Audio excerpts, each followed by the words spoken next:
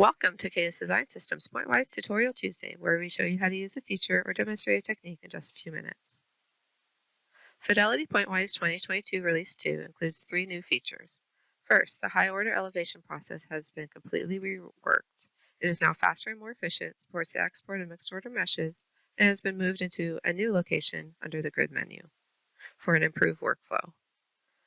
The performance improvements that were made to the high-order weighted condition number smoothing algorithm were also brought into the unstructured block smoother.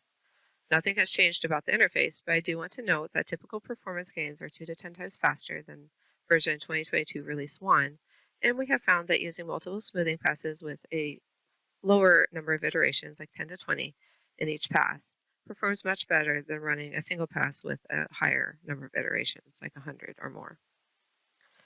Finally, we have made some changes to automatic surface mesh in the form of improved workflows for editing filters and new attributes for controlling cell distribution. This video will focus on the new Elevate command, and the updates to ASM will be the topic of the next video. Let's jump right into Fidelity Pointwise. To enter the Elevate task, we need to select at least one initialized block and go to Grid, Elevate.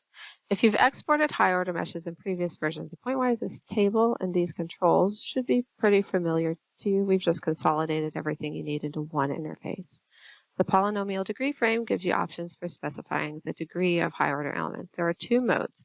Constant mode elevates all elements to the same degree, whereas mixed mode elevates the elements to a range of degrees based on their deviation with the underlying geometry. I'm going to go ahead and set this up to use all available degrees. The smoothing frame provides controls for the weighted condition number smoothing phase.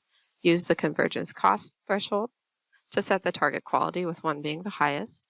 The deviation threshold is for mixed mode only and lets you specify the acceptable surface deviation.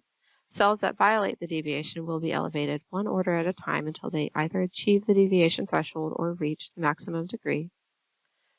Relaxation factor limits the distance a node can move during a single iteration. And you can even set the number of iterations per smoothing pass. Finally, freeze surface nodes specifies which nodes are fixed during smoothing. By default, linear vertices are frozen and high-order nodes are allowed to move, but you could also choose to freeze all or none. Let's go ahead and look at the Export Options tab. You can specify the root directory to be used for exporting files, choose which formats you would like to export, and edit the file names. If you want to quickly recall the default settings, you don't like the changes that you've made, you can use this Restore Solver Defaults. Just go back to the default settings for all of these variables.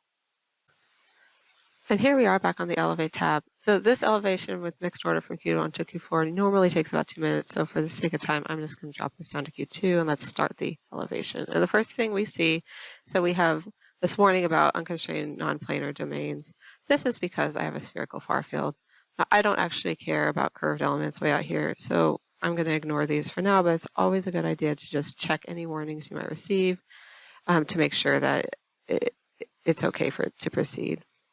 And once the elevation starts, we can see a message in the messages window. We can also see the status bar has been updated.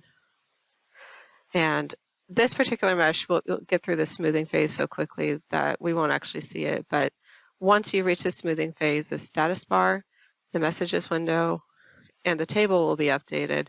And if it takes longer to get through, you'll also see the worst quality cell denoted with a yellow circle in the display window. And we can see our mesh has exported. It took about 45 seconds, and you can see the final metrics printed to the messages window. If you like this video, be sure to click the thumbs up button or subscribe to our channel for more videos like this. If you have any questions, comments, or suggestions, drop us a line below or connect with us via LinkedIn, which is linked in the description. Thank you all and have a pleasant Tuesday.